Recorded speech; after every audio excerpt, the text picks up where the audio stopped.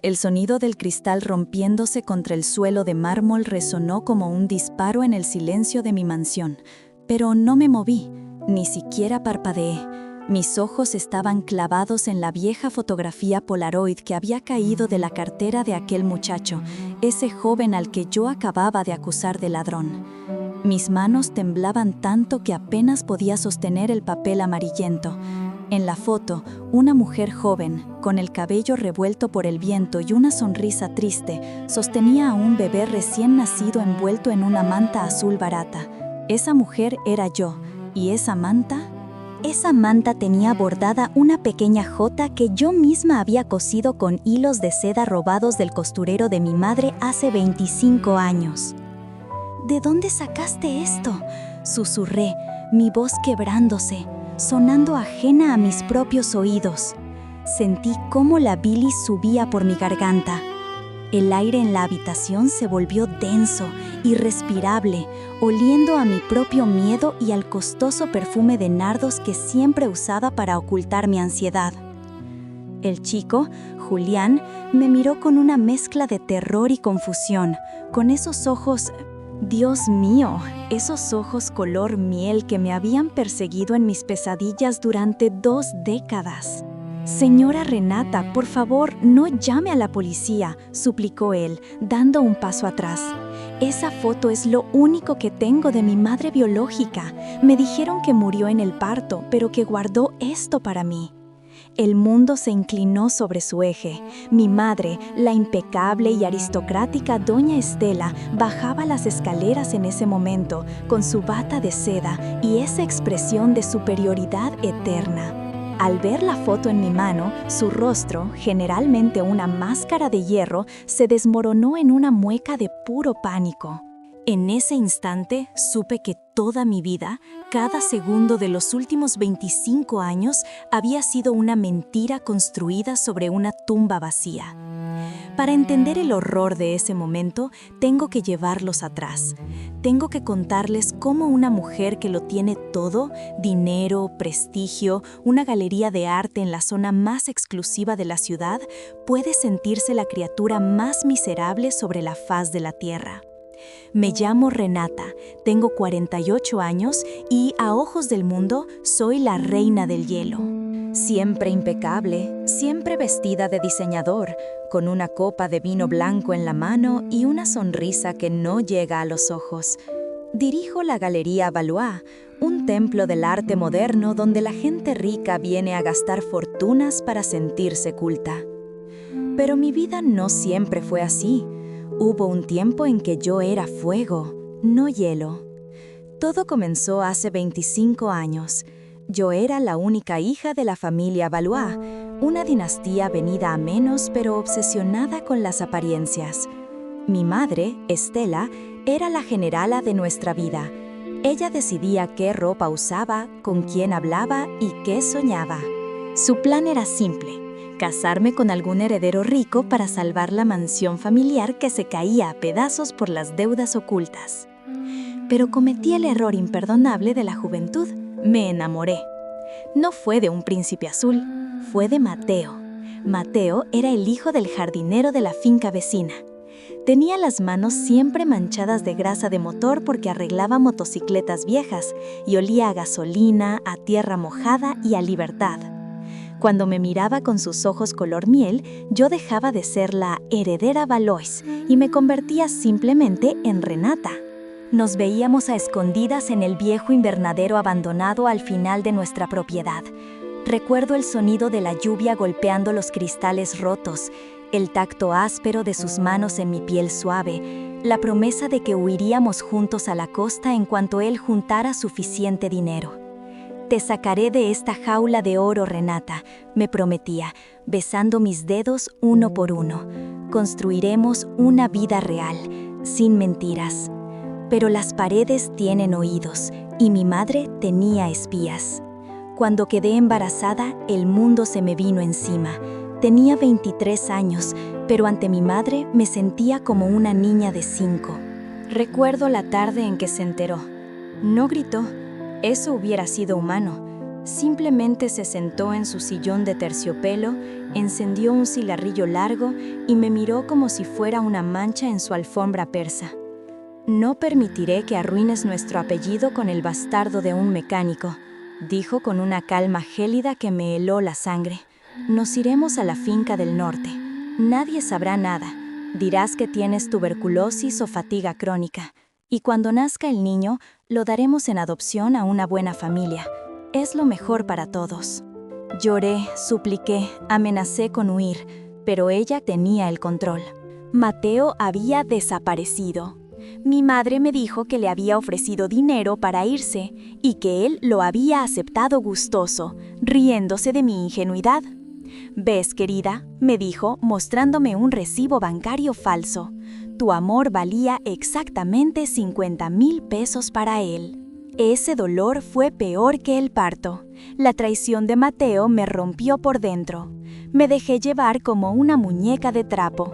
Pasé 9 meses encerrada en esa finca lúgubre, viendo llover, sintiendo cómo mi vientre crecía con el fruto de un amor que resultó ser una estafa. El parto fue una pesadilla nebulosa. Recuerdo el dolor, los gritos, las luces cegadoras de una clínica privada clandestina que mi madre había arreglado. Y luego, silencio, un silencio aterrador. «¿Dónde está?», pregunté, intentando levantarme de la camilla empapada en sudor. «¿Por qué no llora?». El médico, un hombre con cara de comadreja que no me miraba a los ojos, negó con la cabeza. Mi madre estaba a su lado, vestida de negro riguroso. «Lo siento, Renata», dijo mi madre, sin derramar una sola lágrima. «Nació muerto. El cordón umbilical fue un accidente». Grité hasta que mi garganta sangró. Quise verlo, abrazarlo, pero me sedaron. Cuando desperté, me dijeron que ya lo habían incinerado, que era mejor así para no prolongar el sufrimiento. Me entregaron una pequeña urna. Ese día, Renata murió junto con su bebé. Regresé a la ciudad convertida en la mujer de hielo que mi madre quería. Me casé con un banquero aburrido y rico. Enviudé 10 años después, heredé su fortuna y monté la galería. Mi madre, satisfecha, vivió cómodamente bajo mi techo, controlando el servicio y criticando mis elecciones florales. Pero el destino es un cobrador paciente. Y 25 años después, vino a tocar a mi puerta. Todo empezó hace 3 meses. Necesitaba un asistente personal para la galería. Alguien joven, fuerte, capaz de cargar cuadros y lidiar con mi temperamento exigente. Entrevisté a docenas de candidatos. Chicas con maestrías en historia del arte que no sabían colgar un cuadro, chicos pretenciosos que se creían el próximo Picasso. Y entonces entró Julián. Tenía 24 o 25 años. Su ropa era barata, desgastada en los codos, pero estaba limpia y planchada. Tenía el cabello oscuro y revuelto y una carpeta de dibujos bajo el brazo. Pero cuando levantó la vista y me miró, sentí un golpe físico en el pecho. Esos ojos, color miel, profundos, inteligentes. «Buenos días, señora Valois», dijo con voz nerviosa pero firme. «Sé que no tengo el currículum de los otros, pero aprendo rápido y necesito este trabajo más que nadie». Mi lógica me gritaba que lo echara. No tenía experiencia, no encajaba en el ambiente elitista de la galería, pero algo en mi instinto, una voz que creía muerta, me dijo: «Quédate con él». «Estás a prueba, chico», le dije secamente, ocultando el temblor de mis manos. «Un error y estás fuera». Julián resultó ser una joya. Trabajaba más duro que nadie. Tenía una sensibilidad especial para el arte. A veces lo atrapaba mirando los cuadros con una melancolía que no correspondía a su edad. Y cada vez que pasaba cerca de mí, sentía una extraña electricidad, una familiaridad inquietante. Su olor, no usaba colonia cara, olía a jabón limpio y, a veces, cuando llovía y entraba mojado de la calle, olía a tierra húmeda. Ese olor me provocaba dolores de cabeza y flashbacks que no podía controlar. Mi madre, por supuesto, lo odiaba. «Ese muchacho es un ordinario, Renata», me decía cada noche durante la cena, cortando su filete con precisión quirúrgica. No me gusta cómo te mira. Deberías despedirlo. Huele a pobreza. Hace bien su trabajo, madre, y la galería es mía, respondía yo, bebiendo más vino del necesario. Los microconflictos empezaron a acumularse. Un día faltó dinero de la caja chica. Eran solo 200 pesos, una miseria para mí, pero mi madre insistió en que había sido Julián. Lo vi merodeando cerca de tu oficina, Renata. Es un ladronzuelo. La sangre no miente. Revisé las cámaras de seguridad. No se veía nada claro, pero la duda quedó sembrada. Sin embargo, cuando confronté a Julián, sus ojos se llenaron de lágrimas de indignación. Señora, yo nunca robaría. Mi padre adoptivo me enseñó a ser honrado, aunque pasemos hambre. ¿Tu padre adoptivo?, pregunté, sintiendo curiosidad. Sí, me crió solo. Mi madre murió al nacer y él nunca quiso hablar mucho de ella. Dice que fue un amor imposible. El corazón me dio un vuelco. Amor imposible. ¿Cuántas veces había escuchado esa frase en las novelas baratas y, sin embargo, era el resumen de mi propia vida? La tensión en la casa creció. Mi madre estaba cada vez más nerviosa. La encontraba despierta a altas horas de la noche, revolviendo papeles en su despacho o haciendo llamadas telefónicas en susurros que cortaba en cuanto yo entraba en la habitación. «¿Qué te pasa, madre? Estás pálida», le dije una mañana. «Es ese chico, Renata. Me da mala espina. Siento que va a traer desgracia a esta casa. Tienes que echarlo hoy mismo». «No voy a echarlo por tus supersticiones, madre». Pero la gota que colmó el vaso llegó la semana pasada. Estábamos preparando la exposición más importante del año, Ecos del Pasado. Teníamos cuadros prestados de museos europeos. La seguridad era máxima. La noche antes de la inauguración, me quedé trabajando tarde en la galería. Julián se ofreció a quedarse para ayudarme a etiquetar el catálogo. Estábamos solos, rodeados de obras maestras, con la lluvia golpeando los cristales. «Julián», dije, rompiendo el silencio, «tienes talento. He visto tus bocetos en la basura. ¿Por qué no pintas en serio?» Él se sonrojó y bajó la mirada. «No tengo dinero para materiales, señora, y además pinto cosas que a nadie le interesan, recuerdos que no son míos». «¿Cómo que recuerdos que no son tuyos?» «Sueño con lugares en los que nunca he estado. Una casa grande con un invernadero roto, un jardín de rosas blancas y una mujer que canta una canción de cuna, pero nunca le veo la cara». Sentí que el suelo se abría bajo mis pies, el invernadero roto, las rosas blancas de mi jardín de infancia, la canción de cuna, Duerme negrito, la canción que yo le cantaba a mi vientre noche tras noche durante mi encierro. Me acerqué a él, con el corazón latiéndome en la garganta. «Julián, ¿quién es tu padre?» Antes de que pudiera responder, la alarma de incendios se disparó. El estruendo fue ensordecedor.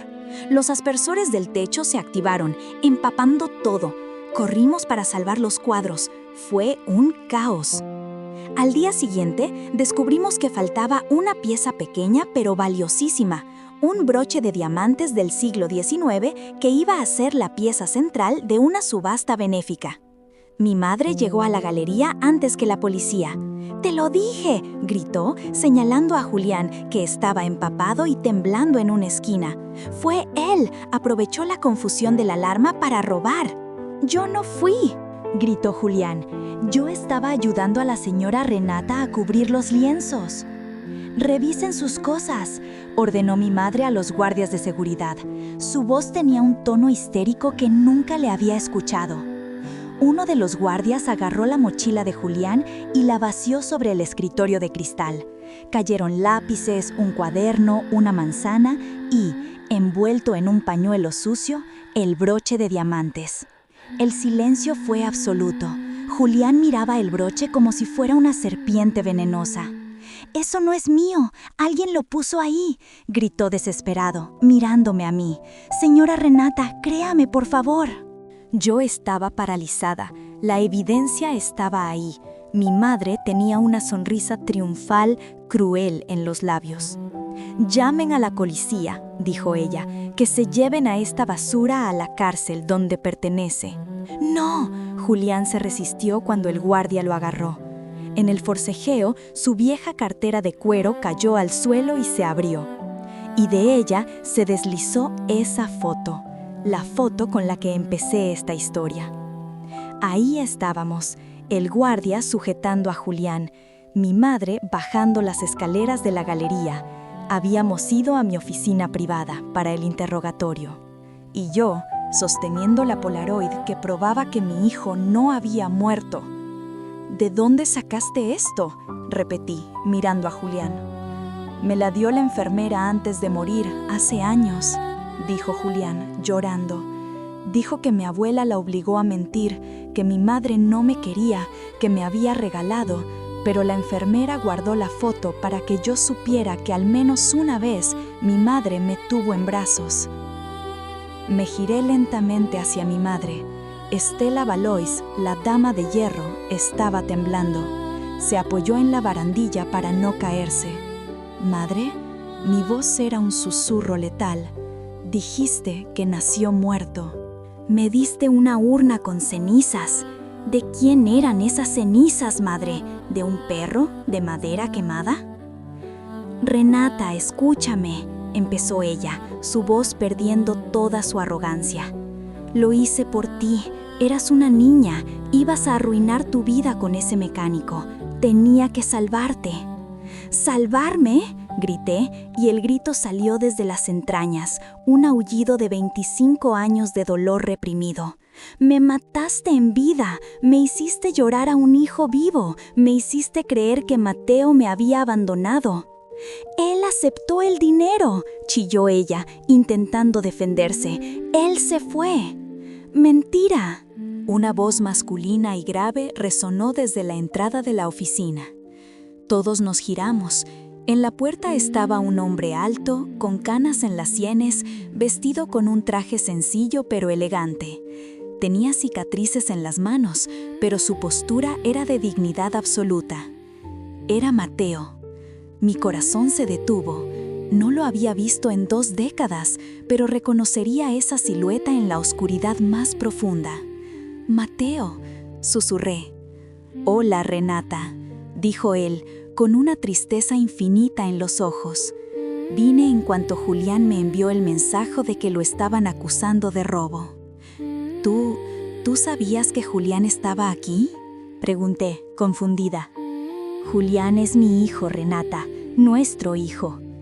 Caminó hacia el escritorio ignorando a los guardias y a mi madre, que parecía haberse encogido hasta convertirse en una anciana decrépita. «Nunca acepté el dinero, Renata», dijo Mateo, mirándome fijamente. «Tu madre me dijo que habías abortado, que no querías saber nada de mí, que te habías ido a Europa. Me amenazó con meterme en la cárcel por violación si me acercaba a ti, alegando que eras menor de edad mentalmente o alguna locura legal que sus abogados inventaron». Mateo respiró hondo, conteniendo la rabia. Me fui destrozado. Años después, una enfermera me contactó, la misma que contactó a Julián. Me dijo que el niño estaba vivo, en un orfanato estatal horrible. Fui a buscarlo. Lo adopté legalmente sin saber que era mi propio hijo biológico al principio, hasta que vi la marca de nacimiento, la misma que tengo yo aquí. Mateo se arremangó la camisa y mostró una mancha café con forma de hoja en su antebrazo. Miré a Julián. El chico, con las manos temblorosas, se levantó la manga de su camisa barata. Ahí estaba, la misma marca. «¿Por qué no me buscaste?», pregunté, llorando abiertamente. «Pensé que tú lo sabías», dijo Mateo. «Pensé que tú habías accedido a regalarlo. Te odié, Renata, te odié durante años, hasta que Julián empezó a trabajar aquí. Él quería conocerte, quería saber si su madre era el monstruo que le habían contado o si había algo más. Yo no sabía nada». Caí de rodillas al suelo, abrazando la foto contra mi pecho. Yo lo lloré cada día. Julián se soltó del guardia, que ya no sabía qué hacer, y se acercó a mí lentamente. «Entonces, ¿no me regalaste?», preguntó con voz de niño pequeño. «Jamás», sollocé, extendiendo las manos hacia él. Te deseé con toda mi alma. Eras lo único que quería en este mundo. Julián se arrodilló frente a mí y, por primera vez en mi vida, sentí el abrazo de mi hijo. Fue como si todas las piezas rotas de mi cuerpo se unieran de golpe. Olía a lluvia y a jabón. Olía a mi redención. Pero la historia no terminaba ahí. Faltaba el broche. ¿Y el robo?, preguntó el guardia rompiendo el momento. El broche estaba en su mochila. Me levanté, secándome las lágrimas con una furia fría. Caminé hacia mi madre. Ella estaba acorralada contra la pared. «Tú pusiste el broche ahí, ¿verdad?», le dije. Querías deshacerte de él porque sabías quién era. Sabías que si se quedaba más tiempo, descubriríamos la verdad. Activaste la alarma de incendios. «No tienes pruebas», dijo ella, levantando la barbilla, aunque le temblaba el labio inferior. «Las cámaras de seguridad de mi oficina privada», dije, señalando una pequeña lente oculta en la estantería de libros que mi madre desconocía. Instalé una cámara extra la semana pasada, después de que faltaron los 200 pesos. No confiaba en Julián, pero resulta que debía haber desconfiado de ti. El rostro de mi madre se descompuso. «Soy tu madre, te di todo, estatus, clase, una vida respetable. ¿Vas a destruir todo por un mecánico y su bastardo?» «Me diste una jaula», respondí, «y me quitaste mi vida». Me giré hacia los guardias. «Llévensela. Quiero que salga de mi galería y de mi casa esta misma noche. Si vuelve a acercarse a mi familia, publicaré el video del robo y la denunciaré por secuestro de menores y falsificación de documentos públicos. Tengo dinero para los mejores abogados, madre, los mismos que tú me enseñaste a contratar». Doña Estela Valois salió de la galería arrastrando los pies, sola, derrotada por su propia maldad. Nadie la miró a los ojos. Esa noche, la galería cerró temprano. No hubo inauguración. Nos sentamos en el suelo de mi oficina, Mateo, Julián y yo. Pedimos pizza, la comida más vulgar que mi madre jamás hubiera permitido. Hablamos durante horas. Mateo me contó cómo había logrado montar su propio taller, cómo había prosperado con esfuerzo. Julián me habló de sus sueños de ser pintor, de lo difícil que fue crecer sin madre, pero del amor incondicional que Mateo le dio. Yo les conté mi verdad, mi soledad, mi arrepentimiento. No voy a mentirles y decir que todo se arregló mágicamente. 25 años de mentiras dejan cicatrices profundas. Mateo y yo no volvimos a ser pareja inmediatamente. Somos dos extraños con un pasado común y mucho dolor que sanar, pero estamos conociéndonos de nuevo, despacio, sin prisas. Julián, mi Julián, ahora vive conmigo. Le he montado un estudio de arte en el jardín, en el antiguo invernadero que hemos restaurado juntos. Tiene mis ojos y la sonrisa de su padre. Cada vez que me dice mamá, siento que gano la lotería. A veces me despierto por la noche sudando, pensando que todo es un sueño y que sigo atrapada en la mentira de mi madre. Pero luego voy a la habitación de al lado, veo a mi hijo durmiendo y sé que la pesadilla terminó. El error de mi juventud no fue enamorarme de un hombre pobre. El error fue confiar ciegamente en quien debía protegerme y no luchar más fuerte por lo que mi corazón sabía que era verdad. Permití que el miedo me gobernara. Hoy, mientras escribo esto desde el balcón de mi casa, viendo a Julián y Mateo arreglar una vieja motocicleta en el jardín, me doy cuenta de lo frágil que es la felicidad. A todas las mujeres que me leen, escuchen su intuición. Ese nudo en el estómago, esa voz interna que les dice que algo no encaja, casi siempre tiene razón. No dejen que nadie, ni siquiera su propia familia, decida por ustedes. La lealtad familiar no puede basarse en mentiras y manipulación. Y sobre todo, nunca es tarde. Nunca es tarde para buscar la verdad, para pedir perdón o para recuperar el amor que creían perdido.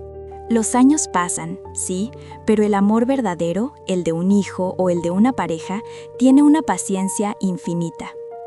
Doradas mías, queridas amigas invisibles, pongo mi corazón en bandeja de plata cada vez que comparto estas historias con ustedes. Este canal es mi terapia y mi refugio, pero apenas estamos empezando a construir esta comunidad. Necesito de su sabiduría. ¿Qué hubieran hecho ustedes en mi lugar? ¿Habrían perdonado a una madre así? ¿Creen que Mateo y yo tenemos futuro?